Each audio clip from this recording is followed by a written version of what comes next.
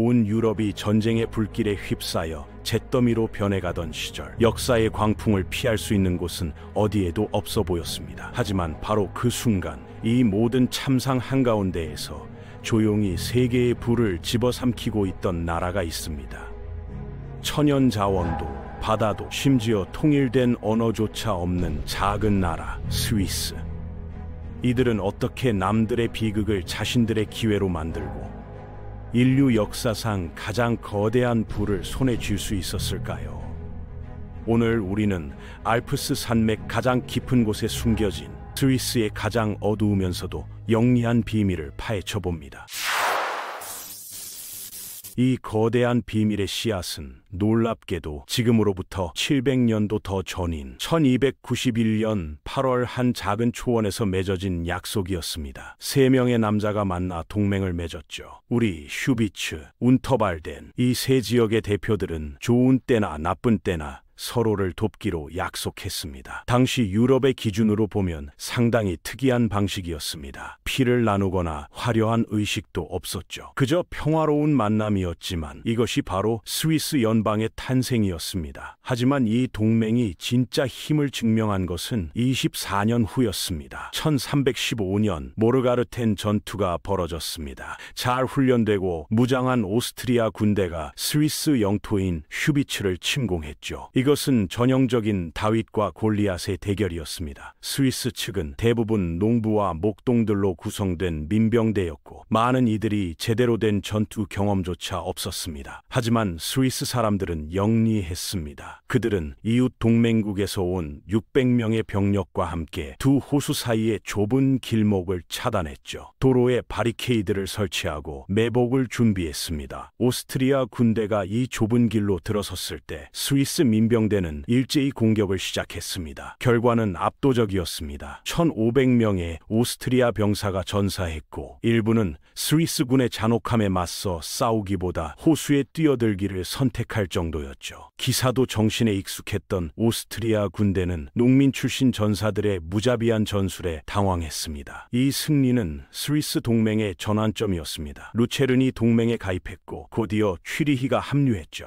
다음 몇 세기 동안 스위스 연방은 꾸준히 영토를 확장해 나갔습니다. 스위스가 파리나 런던 같은 큰 수도 없이 여러 도시들의 연합체로 남아있는 이유가 바로 여기에 있습니다. 1500년대 초 스위스 연방은 거의 무적이라는 평판을 얻었습니다. 오스트리아를 물리치고 부르고뉴를 무너뜨렸죠. 2만 5천 명의 스위스 군대가 북부 이탈리아로 진격해 마을을 하나씩 점령하며 밀라노까지 장악했습니다. 막을 수 없을 것처럼 보였죠. 하지만 1515년 마리냐노 전투에서 모든 것이 바뀌었습니다. 프랑스가 반격에 나섰고 스위스 군대는 격파되었죠. 여기서 스위스는 놀라운 결정을 내립니다. 보통의 나라였다면 여기서 복수를 다짐하거나 역사의 뒤안길로 사라졌을 겁니다. 하지만 스위스는 달랐습니다. 그들은 깨달았죠. 전쟁터에서 직접 피를 흘리는 것보다 전쟁 그 자체를 상품으로 만드는 것이 훨씬 더 큰 이익이 된다는 사실을요. 이것이 바로 스위스식 비즈니스의 시작이었습니다. 국가로서는 전쟁을 끝냈지만 스위스는 여전히 유럽 최강의 전사들을 보유하고 있었습니다. 그래서 그들은 생각했죠. 왜 스스로 전쟁을 벌여야 하나? 다른 나라의 병력을 빌려주고 돈을 벌면 되지 않을까? 인력은 스위스의 초기 주요 수출품이 되었습니다. 스위스 용병은 일반 용병과 달랐습니다.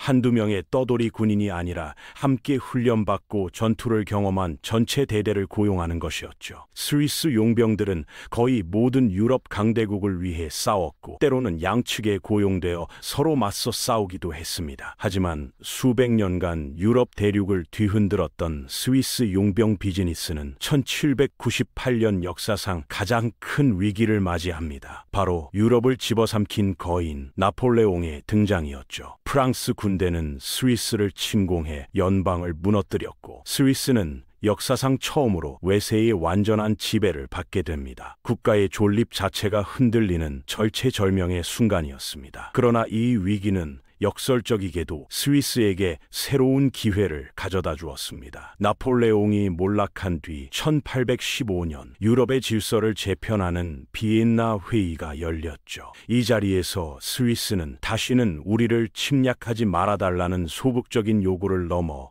앞으로 유럽 대륙 전체의 완벽한 중립지대가 되겠다는 파격적인 제안을 합니다. 이것은 신의 한 수였습니다. 주변 강대국들은 서로를 견제할 완충지대가 필요했고 스위스의 제안을 받아들여 영구 중립국의 지위를 보장해 주었죠. 이 결정적인 순간을 기점으로 스위스의 주력 수출품은 용병에서 신뢰와 안전으로 바뀌기 시작합니다. 전쟁이 나도 저곳만큼은 안전하다는 국제적인 보증수표를 손에 쥔 스위스. 이 약속이야말로 유럽 전역의 부자들이 전쟁의 공포로부터 자신의 재산을 지키기 위해 기꺼이 돈을 맡길 가장 매력적인 제안이었습니다. 스위스 은행의 전설은 바로 이 지점에서 본격적으로 시작됩니다. 여기에 더해 스위스는 은행 비밀법을 만들었습니다. 은행 계좌 소유자의 정보를 공개하는 것을 불법으로 규정한 거죠. 유럽의 나머지 지역이 식민지 경쟁과 전쟁으로 바쁠 때 스위스는 부유층의 자산을 보호하는 금융 중심지로 자리 잡았습니다. 스위스는 경제적으로도 혁신적이었습니다. 내부 관세를 폐지하고 단일 통화인 스위스 프랑을 만들었죠. 이전에는 860개가 넘는 다양한 동전이 유통되어 혼란스러웠는데 단일 통화가 이를 해결했습니다. 이 모든 조치는 유럽의 나머지 국가들보다 거의 1세기 앞선 것이었습니다. 1848년 스위스 연방이 공식 설립되면서 스위스는 직접 민주주의 제도를 도입했습니다. 선출된 공무원이 아닌 국민이 직접 정책에 투표하는 방식이죠. 이 시스템은 정치적 안정을 보장했고 은행 비밀을 지키는 데 필수적인 환경을 만들어줬습니다. 1차 세계대전이 시작되자 스위스 은행업은 본격적으로 번창하기 시작했습니다.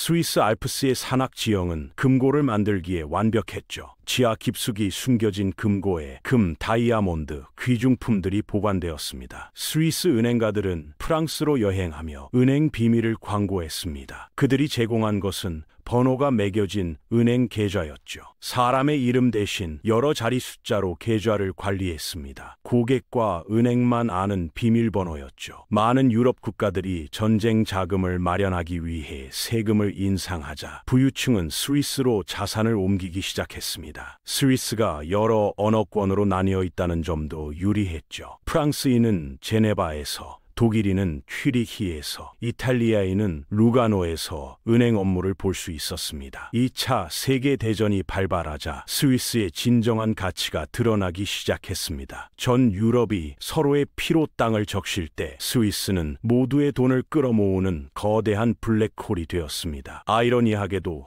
스위스 은행의 지하 금고에는 서로 총뿌리를 겨누던 두 진영의 돈이 나란히 잠들어 있었습니다. 한쪽에는 나치가 유대인에게서 약탈한 피 묻은 황금이, 다른 한쪽에는 나치를 피해 도망친 유대인 사업가들이 목숨처럼 맡긴 재산이 함께 보관되었죠. 스위스에게 고객의 신념이나 도덕은 중요하지 않았습니다. 중요한 것은 오직 하나, 절대적인 비밀이었습니다. 1934년 스위스는 은행 비밀 유지 규정을 위반하는 것을 연방 범죄로 규정하며 은행 비밀을 더욱 강화했습니다. 1940년 독일이 스위스 침공 계획을 세웠을 때 스위스 은행들은 유대인 자산을 산속 지하 군사 벙커로 옮겼죠. 많은 이들이 독일의 침공이 불가피하다고 생각했습니다. 하지만 독일은 결국 침공하지 않았죠. 스위스의 산악 지형이 너무 험해 천연 자원도 거의 없었기 때문입니다. 게릴라전을 벌일 경우 얻을 것보다 잃을 것이 더 많았던 거죠. 전쟁이 끝난 후 스위스는 더욱 빛을 발했습니다. 다른 유럽 도시들이 폭격으로 파괴되었을 때 스위스 도시들은 온전했죠. 세계는 스위스가 폭풍 속 피난처가 될 수 있다는 것을 확실히 깨달았습니다. 전쟁 후 추축국 자산과 관련해 많은 논란이 있었습니다. 영국과 프랑스가 은행 비밀 폐지를 요구했지만 실패했죠. 한편 국제사회는 또 다른 세계 대전을 막기 위해 유엔을 창설했고 유럽은 1993년 EU를 설립했습니다. 하지만 스위스는 어느 쪽에도 즉시 가입하지 않았습니다. 외부 통제를 싫어하는 스위스의 특성 때문이었죠. 스위스는 2002년에야 유엔에 가입했고 EU에는 지금도 가입하지 않고 있습니다. 아이러니하게도 유엔 본부는 스위스 제네바에 있지만요. 오늘날 스위스 은행업은 여전히 주요 산업입니다. 총 은행 자산은 3조 달러가 넘어 스위스 GDP보다 훨씬 많죠. 스위스 은행들은 현재 2조 4천억 달러 상당의 해외 자산을 관리하고 있습니다. 세계 어느 나라보다 많은 금액이죠. 세계 부자들이 스위스 은행을 선호하는 이유는 안정성입니다. 영국과 미국 은행들이 위험한 투자로 더 많은 수익을 추구할 때 스위스 은행들은 자산의 안전한 보관에 집중했죠. 이것이 억만장자들이 마이너스 금리를 감수하면서도 스위스 은행을 선택하는 이유입니다. 은행업 외에도 스위스는 고품질 전문 제조업에 오랜 전통을 가지고 있습니다. 시계, 광학기기, 화학제품, 제약품이 대표적이죠. 스위스는 세계 최고의 치즈와 초콜릿 생산국으로도 유명합니다. 또한 스위스에는 많은 발명품들이 있습니다. 알루미늄 호일, 벨크로, 전동 칫솔 모두 스위스에서 발명되었죠. 스위스의 통합 철도 네트워크도 경제를 견인하는 중요한 요소입니다. 관광객을 산으로, 통근자를 도시로, 화물을 유럽 전역으로 운송하죠. 스위스 열차는 깨끗하고 편안하며 정시성으로 유명합니다. 비싸긴 하지만요. 현대 스위스는 낮은 범죄율, 낮은 실업률, 최고 수준의 삶의 질을 자랑합니다. 매년 400만 명이 넘는 관광객이 스위스의 자연 아름다움을 보기 위해 찾아오죠. 결국 스위스의 역사는 우리에게 한 가지 질문을 던집니다. 척박한 땅에서 살아남기 위해 그들이 택했던 절대 중립과 은행 비밀은 과연 인류를 위한 현명한 선택이었을까요? 아니면 오직 자신들만을 위한 가장 이기적인 생존 전략이었을까요? 분명한 것은 스위스는 전쟁이라는 인류 최악의 발명품 속에서 신뢰와 안전이라는 가장 비싼 상품을 팔아 지금의 부를 이뤘다는 사실입니다. 폭풍 속에서 모두가 기댈 수 있는 등대가 되어 주었지만 그 등대불을 밝힌 연료가 무엇이었는지에 대해서는 여전히 많은 논란이 남아있죠. 오늘 여러분은 스위스의 어떤 얼굴을 보셨나요? 절대적인 평화의 수호자였나요? 아니면 영리한 비즈니스맨이었나요? 댓글로 여러분의 생각을 자유롭게 남겨주세요. 그렇다면 스위스 은행의 비밀 금고에 잠들어 있던 나치 황금은 과연 어떻게 되었을까요? 그 행방을 추적하는 이야기가 궁금하시다면 제 채널의 관련 영상을 바로 확인해 보세요.